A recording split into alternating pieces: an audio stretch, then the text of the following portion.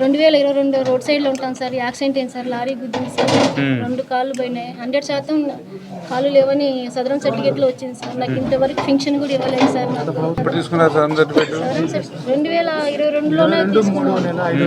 ఎందుకు ఇవ్వలేదమ్మా పెన్షన్? నాకు current bill ఎక్కువ వస్తుంది సార్. నాకు అన్ని గాయాలు సార్. ఇక్కడంతా పూర్తిగా లెగ్స్ అంతా గాయం సార్. ఏసీ లేని నాకు డాక్టర్ ఏసీ ఉన్నాం. దానివల్ల కరెంటు బిల్ ఎక్కువ వస్తుంది. ఈ జగన్మోహన్ రెడ్డి గారు వచ్చిన తర్వాత ఏం చేశాడంటే ఇట్లా అర్థం లేనిటువంటి నిబంధనలన్నీ పెట్టి దగ్గర 8 లక్షల పింఛన్లు తీసేశారు. ఇది ఇప్పుడు చంద్రబాబు నాయుడు గారు దృష్టిలో ఉన్నారు. ఖచ్చితంగా మేము చేస్తాం. న్యాయం అయితే జరుగుతుంది 100%. ఖచ్చితంగా సార్. నాకు నెల్లూరులో బొల్లోయిన హాస్పిటల్లో ఉంది సార్. నాకు ఏమో ఆఫీసు పంపించండి. కాన్షియన్సీ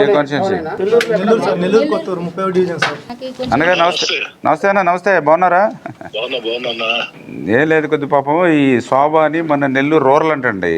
కాకపోతే కరెంట్ బిల్ ఉందని చెప్పేసి ఈవిడికి పెన్షన్ లేదు అప్పుడు 2022 నుంచి కూడా.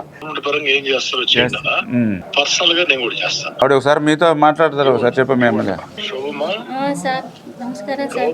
గవర్నమెంట్ పరంగా రామారెడ్డి గారు చేస్తారు. పర్సనల్ నేను చేయాల్సింది చేస్తాను. ఎక్కడమ్మా మీరు ఉండేది? సార్ ఇక్కడ కొత్తూరు సార్ మాది. కొత్తూరు. నేను పర్సనల్ చేస్తానమ్మా మీకు. సరే సార్, థ్యాంక్స్ సార్. ఎప్పుడు కలవమంటారు సార్? ఇస్తూ నేను అడిగిపోతా. ఎప్పుడు నువ్వు వచ్చేటప్పుడు ఫోన్ చేసిరా. సరే సార్. నేను థ్యాంక్స్ సార్. ఓకే అన్న. ఎందుకంటే ఇక మీ దృష్టిలో పెడితే న్యాయం జరుగుతుందని ఇంక డైరెక్ట్గా మీకే కొట్టాం. 100% ఇప్పుడు ఆయన కలవండి కొద్దిగా అమ్మా. నేను కూడా మాట్లాడేది కంటే కొద్దిగా క్లియర్ చేస్తా. కుటుంబం ఆర్థికంగా కూడా చాలా ఒకే బిడ్డ సార్. బిడ్డ కోసం బతుకున్నాను సార్. ఏం చదువుతుందమ్మా? బతకాలని లేదు సార్. 9th class. ఎలా వచ్చారు మరి పాపం? చాలా దూరం కదా. 208 కిలోమీటర్స్. 5,000 బాగా చదువుకోవాలి.